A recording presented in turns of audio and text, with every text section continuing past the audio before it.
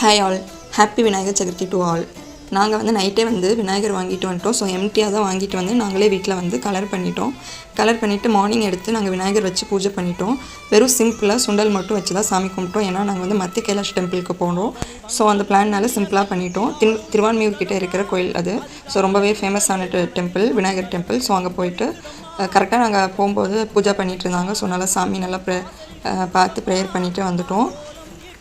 நல்லாவே கூட்டமாக இருந்துச்சு. ஸோ பிரசாதெல்லாம் வாங்கிட்டு நாங்கள் கிளம்பிட்டோம். அப்படியே வர வழியில் அமுல் போயிட்டு ஒரு ஐஸ்கிரீம் சாப்பிட்டுட்டு அப்படியே வீட்டுக்கு வரலான்னு பார்த்தோம். ஸோ பயங்கரமாக பசி. ஸோ கீதமில் போயிட்டு ஆளுக்கு ஒரு மீல்ஸ், ஹஸ்பண்ட் வந்துட்டு நார்த் இந்தியன் மீல்ஸும், நான் வந்து ஒரு காளான் நூடுல்ஸும் சாப்பிட்டோம்.